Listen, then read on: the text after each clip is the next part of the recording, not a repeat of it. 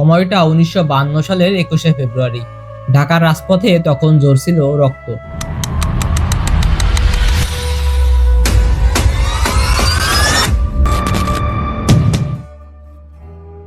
উদ্দেশ্য ছিল একটাই, মাতৃভাষা বাংলার অধিকার রক্ষা করা।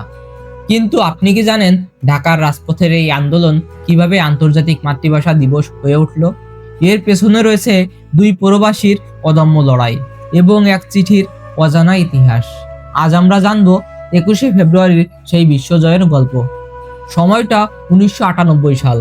কানাডার ভ্যানকুভারে বসবাসরত দুই বাংলাদেশি, রফিকুল ইসলাম এবং আব্দুস সালাম। তারা ভাবছিলেন 21শে ফেব্রুয়ারির এই আত্মত্যাগকে কিভাবে বিশ্বের কাছে স্মরণীয় করে রাখা যায়। তারা mother language lovers of the world নামে একটি গোষ্ঠী গড়ে তুলেছিলেন। 9 জানুয়ারি 1998 সাল তারা জাতিসংঘের তৎকালীন মহাসচিব কফি আনানের কাছে একটি চিঠি লিখে 21শে ফেব্রুয়ারিকে আন্তর্জাতিক মাতৃভাষা দিবস হিসেবে ঘোষণার প্রস্তাব দেন। এটি ছিল বিশ্বের ভাষাগুলো সংরক্ষণের একটি বিশ্বব্যাপী উদ্যোগ। তবে জাতিসংঘ থেকে উত্তর এলো, এমন বড় ঘোষণা ব্যক্তিগত উদ্যোগে দেওয়া সম্ভব নয়, কোন রাষ্ট্রকেই এই প্রস্তাব আনুষ্ঠানিকভাবে দিতে হবে। রফিকুল ইসলাম হাল ছাড়লেন না। তিনি যোগাযোগ করলেন বাংলাদেশ সরকারের সাথে। তৎকালীন প্রধানমন্ত্রী শেখ হাসিনা বিষয়টি গুরুত্বের সাথে দেখেন এবং দ্রুত প্রতিনিধি দল প্যারিসে পাঠান। সময় ছিল খুবই কম।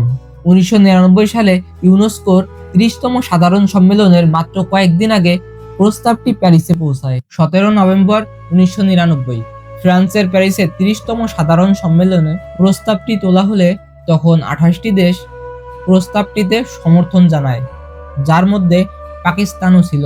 তবে চ্যালেঞ্জ ছিল অন্য জায়গায়।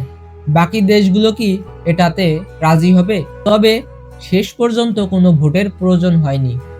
সর্বসম্মতিক্রমে প্রস্তাবটি পাশ হয়। ইউনেস্কোর তৎকালীন 188টি সদস্য রাষ্ট্র 21শে ফেব্রুয়ারিকে আন্তর্জাতিক মাতৃভাষা দিবস হিসেবে ঘোষণা দেয়। এটি ছিল বাঙালিদের আত্মত্যাগের স্বীকৃতি। 2000 সালের 21শে ফেব্রুয়ারিতে প্রথমবারের মতো সারা বিশ্বে একযোগে আন্তর্জাতিক মাতৃভাষা দিবস পালিত হয়। এটি কেবল বাংলার বিজয় ছিল না, এটি ছিল পৃথিবীতে প্রায় 7000-এর বেশি ভাষার অধিকার রক্ষার স্বীকৃতি। আজ 21শে ফেব্রুয়ারি মানে শুধু বাংলাদেশে প্রভাত ফেরি নয়, প্যারিস থেকে নিউ ইয়র্ক, লন্ডন থেকে টোকিও, সবখানেই প্রতিধ্বনিত হয় আমার ভাইয়ের রক্তে রাঙানো 21শে ফেব্রুয়ারি, আমি কি ভুলিতে পারি। 21 এখন শুধু আমাদের নয়, 21 এখন সারা বিশ্বের। আপনার চোখে 21-এর চেতনা কি? কমেন্টে জানান। ধন্যবাদ।